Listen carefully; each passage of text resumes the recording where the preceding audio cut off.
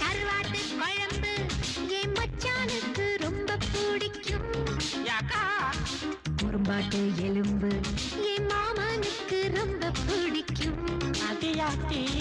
கறிச்சோறு பெரட்டல் என் அத்தானுக்கு ரொம்ப பிடிக்கும்.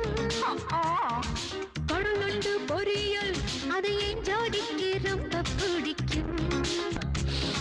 வாசம் வந்து தூக்குது வகுத்து பசி தாக்குது வாடி வாடி வெள்ள கட்டி வாடி வாடி வெள்ள கட்டி